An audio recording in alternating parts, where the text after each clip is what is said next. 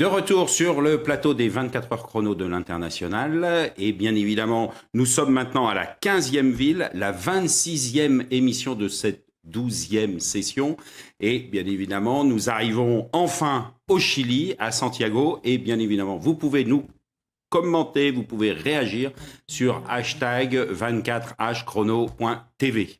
Alors, j'accueille pour le Chili, Marie-Laure Charles. Bonjour. Bonjour. Donc Marie-Laure, vous avez longtemps œuvré au Chili. Absolument. Et donc, vous pouvez nous en dire un peu plus ? Ça fait 23 ans que je travaille. J'ai eu l'immense bonheur et privilège de diriger le groupe Thales. J'étais basée au Chili. Je dirigeais plusieurs pays, l'Argentine, le Pérou, la Bolivie, depuis le Chili. Et depuis, c'est une grande histoire d'amour avec le Chili. D'accord. J'accueille Dominique Massenet. Alors Dominique, vous êtes, on va dire vigneron, mais en fait, vous faites tellement de choses qu'on va se limiter dans un premier temps à vigneron. Je suis viticulteur, oui. Vous êtes viticulteur. J'ai connu le Chili vers la fin des années 80. J'ai connu le Chili par hasard. J'ai découvert qu'il n'y avait pas de phylloxéra. J'y ai installé un domaine, Château Los Boldos, qui a été connu dans le monde entier. Domaine que j'ai vendu il y a 10 ans. Et aujourd'hui, je suis dans une boutique winery de Noum Massenet. D'accord, merci beaucoup. Margarita, alors vous, Margarita, vous êtes sur l'aspect plutôt en conseil et en approche interculturelle ? Bonjour, oui, je suis consultant en management interculturel, 25 ans de travail dans l'international et dans l'entreprise privée. Donc, je fais du consulting. Très bien. Et Carélia, donc vous, Oui. vous faites du recrutement. Alors oui, je fais du recrutement, donc je suis chilienne de sang et j'ai vécu entre la France et le Chili et actuellement je suis revenue donc m'installer à Paris depuis 1 an et demi et je travaille effectivement dans les ressources humaines et plus particulièrement dans le recrutement. Très bien. Voilà. Alors, si on devait dire quelques mots un peu sur le climat des affaires, Marie-Laure, vous diriez quoi en ce moment sur le Chili ? On a des ruptures en ce moment sur le Chili, donc quelques commentaires quand même. On a un nouveau président depuis 2 jours. C'est Oui, voilà. Monsieur Piñera, qui est l'ancien président. En fait, ils se sont interchangés, on va dire, avec Madame Bachelet. C'est un coup l'un, un coup l'autre. Et là, le climat des affaires est reparti. La bourse va beaucoup mieux. Tout va beaucoup mieux. Il y a une croissance normalement qui devrait arriver. Donc, Dominique, vous nous disiez en préparant l'émission, on a une réaction de la bourse de 7% de hausse. Oui, le jour de l'élection de Piñera, la bourse a monté de 7%. J'ai l'impression que la confiance est en train de revenir, parce que ça ne revient pas du jour au lendemain. Mais on parle déjà pour l'année 2018 d'un taux de croissance de 3,5%, certains vont jusqu'à 4%, alors que Mme Bachelet termine l'année 2017 avec un taux de croissance de 1,2, peut-être 1,4. Oui, on est sur un point de rupture qu'il va falloir qu'on observe. Ça va justement être l'objet de notre émission. Alors, on va aller interroger Jean-Christophe Puech. Comment expliquez-vous que le secteur des énergies renouvelables soit particulièrement dynamique aujourd'hui au Chili ? Le gouvernement chilien s'est engagé résolument dans une transition énergétique vers un monde à bas carbone. Alors pourquoi le Chili en particulier se prête à cette transition ? Il y a 2 raisons principales. La première, c'est que le pays présente un excellent ensoleillement, voire un ensoleillement exceptionnel, en particulier dans le nord du pays. Et deuxièmement, avec ses 4000 km de côte le long de l'océan Pacifique, il y a un potentiel éolien tout à fait important. Alors, cette transition énergétique, le gouvernement chilien a fixé des objectifs extrêmement forts et clairs. C'est de passer de 20% d'énergie renouvelable dans le mix énergétique en 2017 à 90% en 2050. Ce sont des objectifs évidemment très ambitieux. Et ma foi, EDF Énergie Nouvelle prétend participer de cette transition et apporter tout son savoir-faire pour que ça devienne une réalité. Voilà, on a bien compris que l'énergie renouvelable est un point fort. Donc, bien évidemment, Marie-Laure, quelques commentaires suite à cette intervention ? Alors, en fait, en 2005, il y avait zéro énergie renouvelable. Donc, il y avait tout à faire. Là, on est je crois qu'à 5% d'énergie. Bon, je travaille chez Engie aujourd'hui. Je ne l'avais pas dit tout à l'heure. Bon, je suis chez Engie, voilà. Oui, donc, l'énergie, vous connaissez ? L'énergie, on connaît un petit peu. Nous, on a une centrale thermique à Mejillones, dans le nord. Donc, à part EDF, il y a aussi Total, qui a une ferme solaire aussi dans le nord du pays. Et dans le solaire, il y a tout à faire. Parce que le désert d'Atacama, qui est un des plus purs au monde, il n'y a pas de pollution. Le ciel est magnifique. Donc, c'est tout le temps ensoleillé, en fait. Tout est à faire, vraiment. On part de pas grand-chose, en fait. En 2005, il n'y avait rien.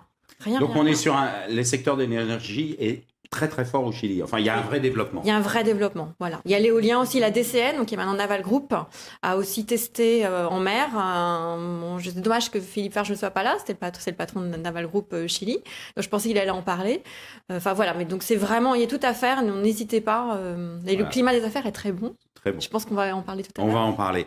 Alors, l'énergie renouvelable, la partie viticole, il y a encore des choses à faire. Oui, bien sûr, mais avant de parler de la partie viticole, je voudrais préciser également que dans le monde entier, aujourd'hui, on a décidé de passer à la voiture électrique. La voiture électrique, c'est du cuivre, c'est du lithium. Or, le pays qui détient le cuivre et le lithium, c'est le Chili. C'est le Chili. Donc, l'avenir, oui, les affaires sont bonnes. Le secteur minier, c'est bon. Il faudra attendre un petit peu, mais je crois que oui, il faut venir.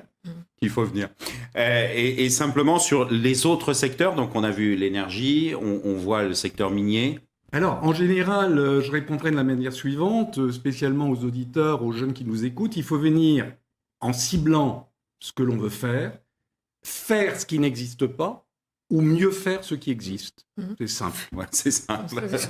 Sachant que le Chili produit peu, hein, donc ils importent tout, beaucoup. Ce qu'ils produisent ici, c'est le saumon. Donc il y a des grosses fermes de saumon. D'ailleurs, les Norvégiens ont beaucoup investi au Chili. Si vous mangez des sushis à Tokyo, il y a de fortes chances que ce soit du saumon chilien, c'est vraiment fort. Dans le sud, il y a beaucoup de fruits, légumes, les avocats, etc. Ils sont très très bons là-dedans. Mais tout le reste est importé, donc voilà, il faut bien la technologie. Il y a beaucoup de choses à faire et on Je est peux dans... vous donner quelques exemples. Je cite régulièrement, le Chilien a découvert en général le luxe. Faire des cuisines de luxe, faire des salles de bain de luxe. Mais c'est un pays où il y a toujours du soleil. Il n'y a pas, par exemple, de couverture de piscine. C'est très rare de voir une couverture électrique. Ça, c'est des domaines simples qui nécessitent pas de beaucoup d'argent à mettre en œuvre. Gros investissement. Alors justement, on va aller voir Véronique Guerra-Ruel. Le Chili est-il un pays business-friendly ? Le Chili est aujourd'hui reconnu comme le Silicon Valley parce qu'il y a beaucoup d'entreprises et de start-up qui sont en train de s'implanter au Chili parce que le gouvernement chilien a créé depuis une décennie d'années une institution gouvernementale qui s'appelle Corfo qui cherche à développer le pays. Et ils ont découvert que pour développer le pays, ils avaient besoin d'innovation et que cette innovation était apportée dans une grande partie par des start-up qui étaient étrangères. Alors, ils ont créé un instrument local qui s'appelle Startup Chile, qui cherche à financer les développements en innovation des start-up étrangères qui veulent s'implanter au Chili. Margarita, une réaction suite à cette Oui, tout à fait. Non, intervention? le Chili, aujourd'hui, on peut dire que c'est un pays pour les affaires. Vous pouvez créer une entreprise en 24 heures par Internet. Et donc, il y a les programmes aussi de Startup Chile. Et il y a même au niveau de la Corfo qu'elle a parlé, un comité pour les inversions étrangères. C'est un comité qui gère plutôt les inversions de montants substantifs. Mais si vous êtes un petit ou un jeune entrepreneur, vous allez voir, le programme Startup Chile va vous accompagner Parfaitement. parfaitement. Et ici, autour de la table, on a quand même 2 conseillers du commerce extérieur de la France. Donc, on a le côté chilien et puis on a le côté français qui peut nous mettre en contact avec ces organisations. Alors, pour créer une entreprise au Chili, comment ça se passe ? Ben, c'est très simple, comme vous venez de le dire, en 24 heures c'est possible. Et j'ajouterais également que les crédits bancaires sont beaucoup plus faciles à obtenir qu'en France. Si votre projet est viable, la banque suit. Évidemment, il faut un peu de garantie, mais c'est plus facile qu'en France. Dans la vie de tous les jours, eh bien, c'est toujours pareil. Je crois que n'importe qui n'est pas chef d'entreprise. Il faut savoir ce qu'on veut. Il faut avoir de la fermeté dans un gant de velours. Pour la fiscalité, si vous êtes intéressé par la fiscalité... C'était ma question suivante. Mais vous faites les questions, les réponses, on avance. En ce moment, c'est un peu compliqué puisque Madame Bachelet avait changé plein de choses. L'impôt sur les sociétés de l'ordre de 20%. Si on rapatrie cet argent à l'extérieur du Chili, on repaye 15%. C'est-à-dire que c'était un total de 35%. Et c'était surtout des réformes extrêmement opaques que personne ne comprend. Pour la première mise en œuvre de cette fiscalité, là, au mois de fin avril, 30 avril, Piñera a déjà annoncé qu'il allait repousser cette date parce qu'on ne sait pas trop où on va. Pour le moment, c'est 20% l'impôt sur les sociétés, plus 15 si l'argent ressort. Ça, Et à titre privé, c'est de 0 à 40 selon les tranches dans lesquelles vous touchez votre salaire. Sur la partie visa pour aller sur place, comment ça se passe? C'est assez En tant simple. qu'Européen, pour 3 mois, c'est rien. Hein. C'est avec notre passeport normal. Et après, il y a des sociétés qui s'occupent de ça. Ça dépend si on est expatrié, si on est contrat local, ça dépend de pas de choses, mais c'est assez facile. Hein. C'est assez simple. Par contre, le Chili, ça paraît très bureaucratique comme ça, mais quand on connaît les pays alentours, en fait, c'est un paradis, vraiment. Bon, si dans un petit document, on vous dit de mettre en majuscule noire, mettez en majuscule noire, sinon le fonctionnaire en face de vous, il est perdu. Mais si vous suivez bien les règles, c'est assez facile, c'est simple, il n'y a pas d'argent dessous table à donner pour avoir vos documents. Les choses sont propres. Les choses sont propres, ça c'est Ouais, vraiment du soleil. agréable. Les choses sont propres, il y a du soleil Absolument. et Ça, les c'est C'est pas merveilleux. compliqué, Et vraiment. les Chiliens ont envie de réinvestir leur pays. Donc, il y a une Absolument. opportunité. Tout à fait. Et vous pensez que c'est une véritable entrée, justement, sur ce continent? Ah oui, oui, tout à fait. Le Chili aujourd'hui est en train de devenir une plateforme hein, parce qu'on a des accords avec presque tous les pays et surtout 64 économies, dont oui, et l'Union européenne. surtout l'association du Pacifique. Hein. Aujourd'hui, l'entrée au Pacifique, ça vient pour le Chili. Ça se fait par le Chili. Oui, par le Chili. À l'Alliance du Pacifique, c'est Pérou, Colombie, Mexique. Voilà, C'est 40% du PIB d'Amérique latine. qui faut le s'ouvre vers savoir. les Qui s'ouvre États-Unis. vers les- C'est ça l'important. Ouais. Et vers l'Asie. Et l'Asie. Et vers l'Asie, Et c'est vers ça l'Asie. Absolument. qui est très important. Mm. Et donc, le Chili est aujourd'hui une plateforme. On parle toujours que le Chili a un marché très petit. Mais c'est vrai, mais néanmoins, vous pouvez aller C'est la porte vers ailleurs. un C'est autre l'accord grand marché. pour la Absolument. plupart des pays. Mm. Parce qu'on a des accords de libre-commerce avec presque tous les pays. Mm. C'est le premier pays de l'Amérique latine qui a eu un accord de libre-commerce avec l'Union européenne. Mm. C'est le premier pays qui a eu un accord de libre-commerce avec les États-Unis et le Canada. Les Chiliens, on n'a pas besoin de visa pour aller aux États-Unis. Mm. C'est le seul pays d'Amérique latine. Mm. Un État humble, évidemment. Ce qui veut dire 0% de droit de douane, c'est ça que ça veut dire. Oui, c'est ça que ça veut Il y a dire. les droits des douanes. Voilà, mais Donc- c'est zéro. Enfin, c'est Donc, rien. s'implanter. 6% en Ouais. fait. Oui, enfin, c'est comparé aux autres Oui, pays alentours, comparé, c'est rien. Rien du tout. Comparé au C'est- Brésil, Ouais, c'est- non, c'est- au Brésil, Non, mais- c'est l'horreur. non, mais C'est ça, taxe c'est sur taxe sur taxe sur taxe sur taxe au Brésil, c'est un peu surréaliste. c'est surréaliste. Voilà, Chili à côté, c'est le paradis. Ça fait 2 fois que je le dis, mais je le confirme. On a compris, Marie-Laure, le Je Chili. voudrais juste c'est le rajouter paradis, oui. qu'effectivement, il y a beaucoup d'entreprises qui s'installent donc comme plateforme d'abord au Chili et qui ensuite font par exemple une sorte de test sur le marché chilien et ensuite ça leur permet de rayonner sur la partie d'Amérique latine de façon plus internationale. Donc c'est vrai que c'est une très bonne Et en, plateforme. partant d'un pays sur place, ce qui est Absolument. beaucoup plus simple que de Absolument. partir directement de France. Et un pays sérieux. Oui. Oui, très sérieux. Alors, simplement, ok, je suis chef d'entreprise, j'ai l'intention de monter des couvertures de piscine électrique au Chili. La main-d'œuvre, comment ça se passe? C'est facile à Elle est recruter? qualifiée. Elle est qualifiée. qualifiée. L'école est très bonne. Le niveau de l'école est assez bonne. Enfin, très bonne. Hein. Alors, je En suis un Asie. peu plus nuancé. Ça devient très, très compliqué, la main-d'œuvre, parce que la bonne main-d'œuvre est volée par le voisin. Et aujourd'hui, trouver des gens qualifiés, il faut payer cher. Et attention, c'est des salaires dignes de l'Europe. Hein. D'accord, donc Et on il y a un problème au niveau aussi de l'éducation technique au Chili. Mm. Je crois que c'est un peu... L'éducation en général est bonne, surtout si on le compare au reste de l'Amérique latine, malheureusement. Mais c'est vrai que dans le niveau technique, on a des problèmes pour trouver aujourd'hui, ou ils vont s'expatrier dans d'autres pays. Et vous aviez une filiale à un moment, enfin, vous avez revendu cette partie sur le luxe. Oui, j'étais à l'origine du magasin Hermès, Alonso de Cordova, que j'avais en partenariat avec la maison Hermès de Paris. Et on a été, je crois, une des premières sociétés de luxe à s'installer au Chili. Alors évidemment, au début, ça fait un petit peu beaucoup de bruit. Comment? Des cravates à ce prix, c'est pas possible, on n'avait pas vu ça. Et puis ça a mis son temps et finalement, c'est a devenu pris. normal. C'est devenu normal. Mais au Chili, à Alonso Córdoba, il y a un mall du luxe. Il y a un Oui, mall du luxe Il y a un mall du aujourd'hui. luxe. Absolument. Ouais. Mais c'est des choses nouvelles. Il y a 30 ans, quand je suis arrivé au Chili, Ouais, c'est personne N'aurait n'avait osé. une idée de ce que c'était que le luxe. Et on n'osait pas le porter parce que Ouais. ça ne se faisait pas, c'était mal vu. Aujourd'hui, non. Il y a des magasins. Il y a un magasin dans ce hall de luxe, De luxe. de Rolls-Royce et de Bentley. Ouais. D'ailleurs, c'est assez invraisemblable de voir les grosses voitures de luxe qu'on voit dans Santiago. Donc, c'est des choses le niveau de vie augmente et les choses commencent à être un peu identiques à d'autres pays où on retrouve ces codes. Alors c'est intéressant cette question parce que le niveau de vie augmente, on ne sait pas trop, En 2014, par exemple, le niveau de vie par habitant selon le PIB était de 23 000 $. Aujourd'hui, avec Madame Bachelet, en 2016, on est tombé à 13 000. Ça va remonter. Les chiffres, sont là. Forcément. Alors, il a été question à l'époque d'un mauvais recensement. On a refait le recensement, puisque tout dépend de par combien de personnes on divise, le PIB. Je sais pas, mais enfin, Santiago n'envie en rien aux capitales d'Amérique du Sud ou européennes. Très bien, on va aller interviewer une nouvelle fois Véronique. Comment aborder les relations professionnelles avec les Chiliens? Il faut bien générer de la confiance avec les Chiliens avant de commencer à faire un travail ensemble. Et une fois la confiance est gérée et créée, il faut maintenir ce réseau de confiance. Et pour maintenir ce réseau, il faut bien formaliser les accords. Au Chili, tout ce qui n'est pas écrit et n'est pas formalisé ne compte pas. C'est la première chose. Et la deuxième chose, il est très important de se faire accompagner parce que le fait d'avoir des réseaux est clair et critique, est important, comme je l'ai déjà dit.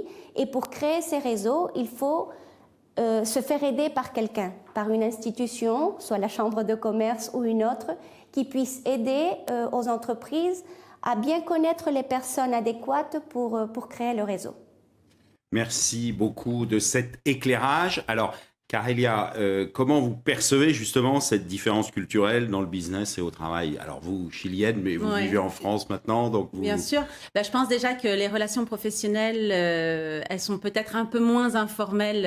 Elles sont plus informelles là-bas au Chili qu'ici. C'est moins protocolaire déjà. Je pense qu'il y a un accès plus facile, de par l'intérêt justement des Chiliens vers les business européens ou les Européens. Donc ça, je pense que ça facilite beaucoup. C'est vrai qu'il faut faire un suivi des dossiers. C'est vrai que les Chiliens ont tendance des fois à éviter de dire non. Donc, quand on fait une proposition de travail, on a souvent du mal à obtenir le non. Donc, il faut vraiment faire un suivi régulier sur les dossiers et effectivement se faire aider, se faire accompagner pour arriver au réseau.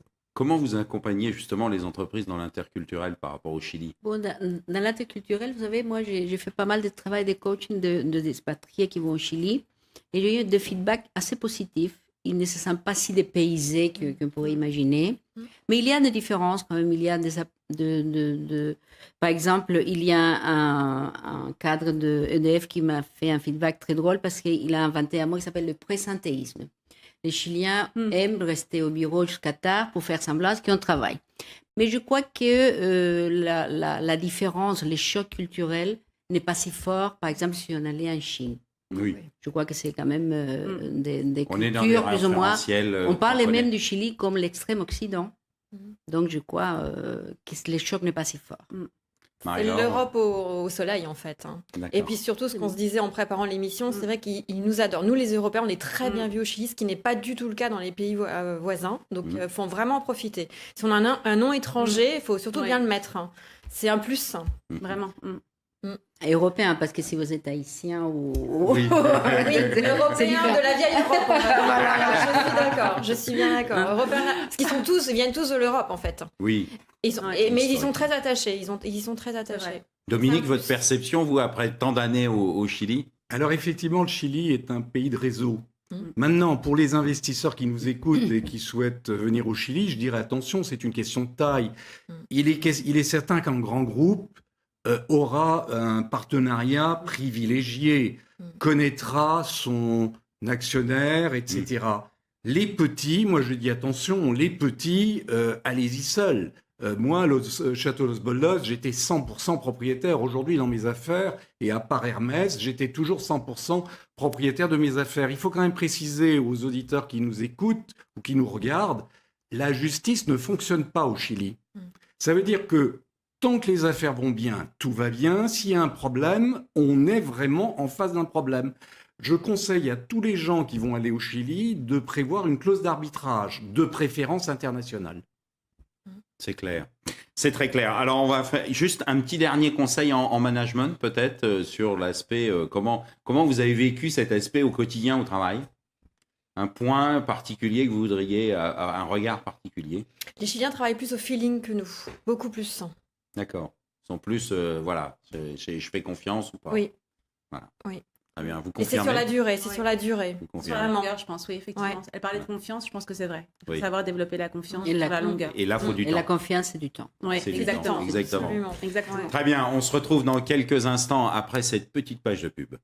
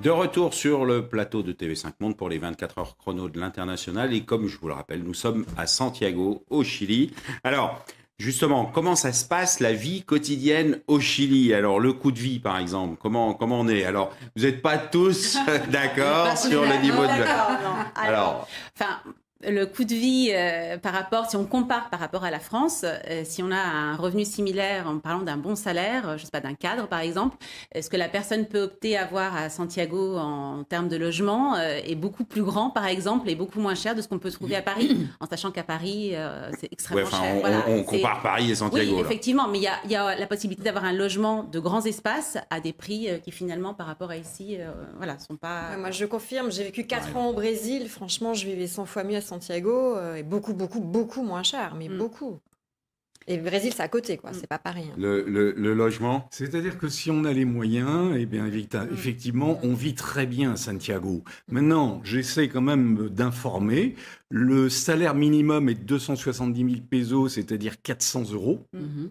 Et le salaire médian est d'environ 700 euros. Mhm. Alors, si on vit avec des salaires chiliens, je peux vous dire qu'on tire la langue. Mais c'est là où Oui, si Marie, vous d'accord. avez un salaire français ou européen, vous vivez comme un roi au Chili. Oui, bien évidemment. C'est évident, Ça, je confirme. mais c'est vrai C'est que sûr, le c'est sûr. salaire moyen, un peu le niveau de vie, c'est cher. Alors, sur la qualité de vie, on parle de temps en temps quand même si tout est magnifique au Chili. On a bien compris. On parle de temps en temps.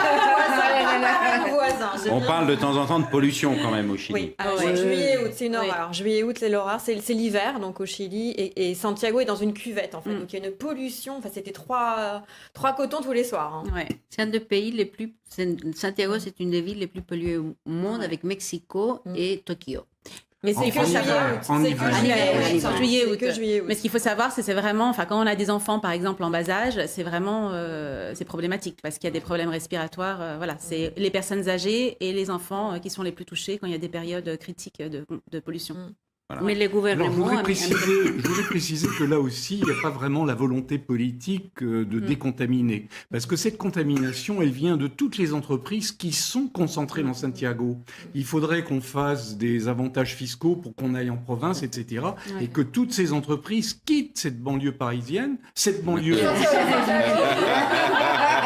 c'est ça. Et ça irait mieux au niveau de la contamination. C'est mieux, oui, voilà. Ouais. Bon, on va La pas... contamination, c'est pollution. Hein. En espagnol. Oui. Oui, tu as raison. Pollution. Oui, voilà, on avait fait la traduction, mais vous avez raison, vaut mieux l'aborder. Et vis-à-vis de la vie au quotidien, comment ça se passe, les restaurants, les choses comme ça, c'est assez facile. Oui. Oui. Dans les prix, c'est correct. Le C'est comme le Chili a une logement, offre culinaire internationale. Hein. Ouais. Vous avez des endroits, vous avez la cuisine de partout dans le monde à Santiago. Ça se développe de plus en plus, en plus. Tout Oui. ce qui est le circuit gastronomique se développe énormément. Très bien. Alors, puisqu'on parle de cuisine et de restauration, on va revenir quelques instants sur la vigne. Oui, alors la vigne, elle est présente au Chili depuis finalement la conquête avec Christophe Colomb, puisque pour dire la messe, il fallait du vin, et pour avoir du vin, il fallait planter de la vigne. Alors, quelle est la particularité du Chili et qu'est-ce qui a fait venir la famille Massenet au Chili? C'est très simple, c'est que j'ai découvert par hasard que le Chili était vierge de phylloxéra. C'est le seul vignoble au monde où il n'y a pas de phylloxéra. Alors la décision a été très vite prise et puis finalement c'est un vin pratiquement biologique, un vin pratiquement naturel puisqu'il y a très peu de traitements, on traite du soufre, etc. Et voilà, ça s'arrête là. C'était une petite partie, une petite enveloppe comme ça, enfermée, toute seule. Voilà. Exactement. Ce qui a permis justement de faire du vin de qualité très vite. C'était le seul pays au qui début, n'a pas eu la phylloxéra. Alors au début, on disait il n'y a pas de phylloxéra parce que le Chili est tellement isolé, il n'est pas arrivé. Mais c'est pas vrai puisque la Nouvelle-Zélande, c'est l'île la plus isolée, il y a du phylloxéra. Ouais. Alors on disait oui, mais comme au Chili il y a de l'irrigation, l'insecte se noie. C'est pas vrai puisqu'en Argentine il y a de l'irrigation et voilà, il y a du phylloxéra. Alors, on pense que ça vient Le Chili est sous cloche. du cuivre. Ça vient du cuivre parce que chaque fois qu'il y a de la vigne, on arrose. Et quand on arrose, il y a l'eau qui a quelques milligrammes de cuivre qui a protégé naturellement le pays de l'insecte. Voilà, donc on a toute l'histoire de la vigne du et Chili. au Chili, on a le Carmenère qui avait disparu de France. En fait. Alors le Carmenère, qui est un cépage revient d'origine bordelaise, qui avait été complètement abandonné, perdu. On l'a retrouvé par hasard au Chili, parce qu'il faut savoir que les immigrants au siècle dernier, qui partaient, ils avaient avec eux des boutures, des graines, etc. Et on a replanté tout ça au Chili, et aujourd'hui le Chili, c'est le reflet du vignoble bordelais avant que le bordelais soit atteint du phylloxéra. Donc on est sur un petit retour de l'histoire dans la vigne. Et c'est ce qui explique que les vins basiques chiliens sont extrêmement bons.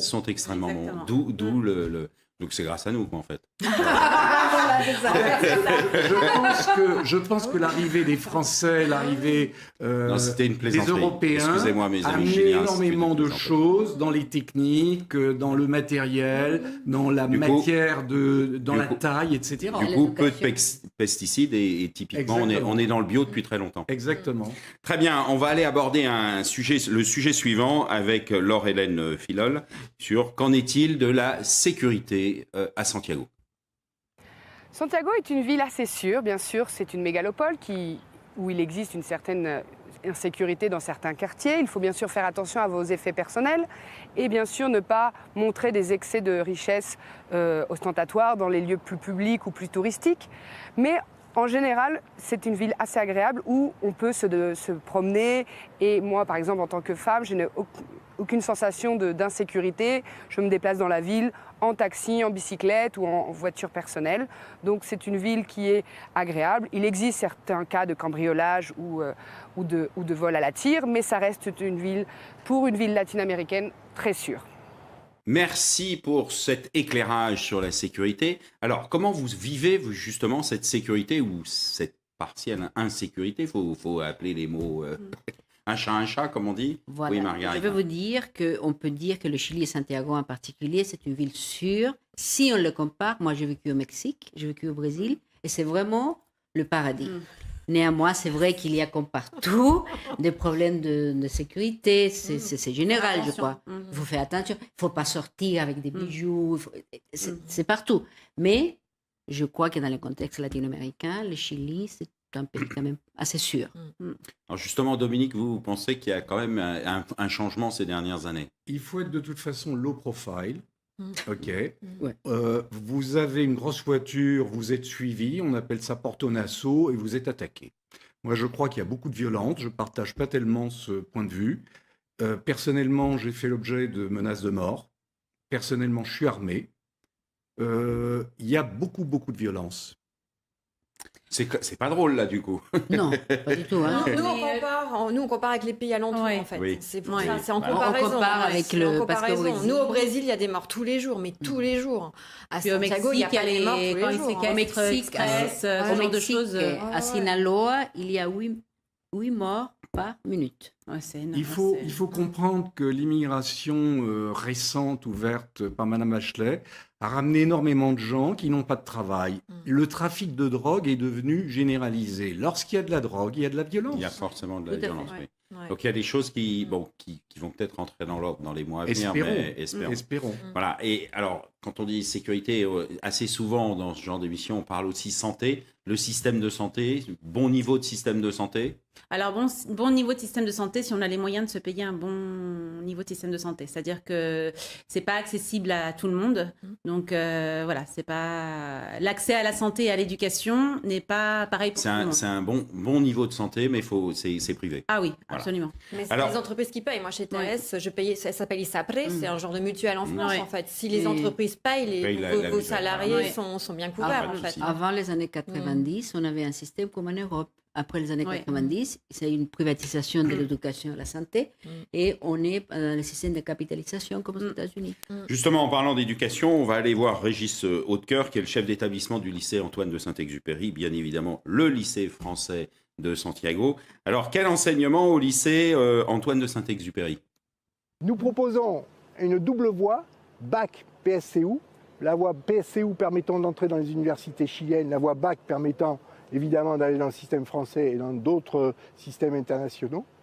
Notre projet éducatif séduit grâce à son approche bilingue, biculturelle. On insiste beaucoup pour que les élèves maîtrisent en public parfaitement le français, comme évidemment l'espagnol. Nous faisons un gros effort sur l'intégration des enfants à besoins spécifiques. Enfin, de nombreux projets qui soient artistiques, ouverts sur le pays. Et je terminerai avec un projet issu de la COP21, en parfait accord avec la politique énergétique du Chili, l'installation de 600 panneaux solaires sur nos toits. Installation qui fait du lycée Antoine de Saint-Exupéry l'établissement scolaire au Chili qui a la plus grande installation de panneaux solaires, qui permet de produire 40% de nos besoins en électricité. De retour sur le plateau, et bien évidemment, on va parler un peu d'éducation. Alors, le lycée Antoine de Saint-Exupéry... C'est un des Marie-Laure. meilleurs lycées français au monde. Il y a beaucoup de mentions très très bien au bac. Et c'est pas un bac au rabais, c'est le bac de Nantes, de l'Académie de Nantes. Donc voilà. Donc, il n'y a pas de souci Voilà. d'éducation. Voilà. Alors, vous, vos enfants étaient allés au lycée français? Oui, mes 2 garçons sont passés par le lycée français. Ils ont eu la mention. Voilà. Effectivement, Donc, je on confirme. a Très bon établissement. très bon établissement. Et sur la scolarité, alors, soit on va au lycée français, donc là, c'est clair. Sur la scolarité de manière simple, sur le Chili en général. Bah, la scolarité est aussi chère. Donc, c'est aussi, il faut On avoir est les sur un moyens système. pour pouvoir se payer une bonne école, une bonne université. Donc, voilà. Mais oui, enfin, il y a de très bonnes universités, de très bonnes écoles. Il y a des Oui. très bons... Ah, pardon. Pardon, je voudrais préciser que dans le cadre du lycée français, par exemple, pour mes enfants, je payais tous les mois la mensualité correspondante et c'était pas donné, oui. Non, C'est pas donné. Je le dis parce que les Français se rendent pas bien compte de la chance qu'ils ont d'envoyer les enfants à l'école sans rien payer. Exactement. Absolument. C'est un privilège. Mais au niveau de l'université, le Chili, vraiment, est un niveau assez Ah oui. élevé. Oui. Il y a, moi, j'avais fait Sciences Po ici. Il y a Sciences Po qui a des accords avec Ouais. l'université au Chili. Et Harvard University, c'est la même chose. Hein. Mm. Donc, le niveau des universités traditionnelles, aussi à Chili, aussi à catholique, c'est vrai qu'avec dans les années 90, on a privatisé l'éducation, mais ça reste quand même. Le niveau d'éducation, y compris Un du bon coup niveau. des collaborateurs, est un Oui, excellent moi, niveau. j'avais des Ouais. ingénieurs, j'avais beaucoup d'ingénieurs, et ils arrivaient à un très bon niveau. hein. Un niveau très comparable Ah oui, à oui, l'Europe. franchement, ouais, Oui. ouais. Très bien, on va faire une petite page de pub et ensuite on clôturera toute cette magnifique émission.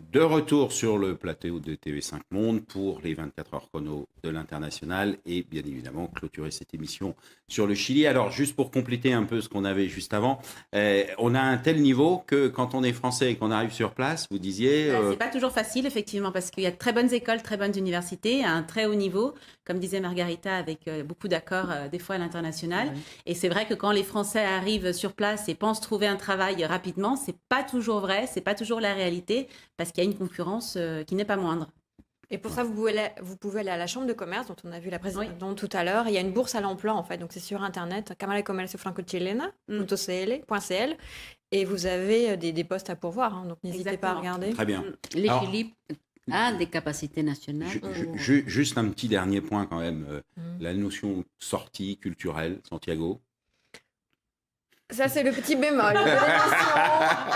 C'est pas Buenos Aires. C'est pas Buenos Aires. Ni Rio.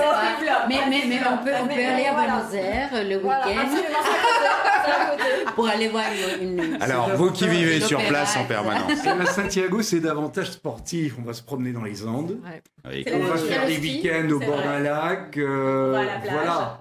Voilà, il y a très belles choses à faire. Il y a très belles choses à faire. Du outdoor. Ce n'est pas beaucoup d'intellectualité peut-être, mais on peut aller en Argentine. Et puis on a une communauté française qui manifestement est bien accueillie. Et puis ils n'ont pas que du Morito, ils ont aussi d'un excellent vin de chez notre ami Dominique Massenet. C'est plus que ça, Morito au Chili. Je sais, non, je sais. Non, c'est juste une petite blague avec mes amis de la technique. Il fallait absolument que je dise ce mot. Voilà. Alors, écoutez, je pense qu'on est arrivé. Si on avait un mot à retenir pour les entrepreneurs qui veulent aller au Chili. Allez-y déjà en vacances, que ce soit dans le sud, en Patagonie, ou au nord, dans le désert d'Atacama, c'est magnifique. Et puis après, vous pouvez voir si vous comptez y aller ou pas, quoi. Mais déjà, allez-y déjà en vacances. Un point d'interculturel à retenir. Essayez de comprendre la culture chilienne, pas en comparant avec votre culture. Un point pour un entrepreneur. Les affaires sont bonnes, mais il faut rester prudent. Un point une vue chilienne. Une vue chilienne, que c'est un pays magnifique avec des paysages extraordinaires et que ça vaut vraiment le coup de le connaître. Voilà. Merci beaucoup. On a tous compris que c'était un très très beau pays. Il avait été mis sous cloche. Il vient de se réveiller là il y a quelques jours. Écoutez, merci beaucoup pour cette émission sur le Chili. On se retrouve dans quelques instants pour une spéciale Canada sur l'implantation des entreprises et à 16h pour Destination Stockholm.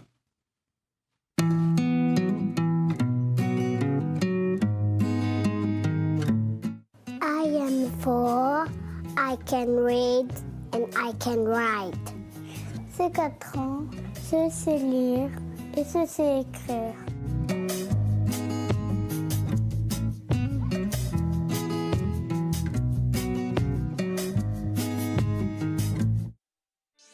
Bonjour à tous. Vous résidez hors de l'Union européenne ou dans les dom-toms. Alors découvrez l'expérience Renault Eurodrive de transit temporaire. Vous savez, les plaques rouges. Pour commander et réserver votre véhicule, 2 possibilités s'offrent à vous. Vous pouvez le commander auprès d'un agent local ou le réserver en ligne sur notre site internet. Avec Renault Eurodrive, vous bénéficiez de la gamme la plus large et la mieux équipée du marché. Voilà, Renault Eurodrive, c'est une voiture neuve hors taxe, un service premium tout compris et des équipes dédiées qui mettent tout en œuvre pour que vous profitiez au maximum de votre voyage. Renault Eurodrive, c'est vraiment l'Europe en toute sérénité.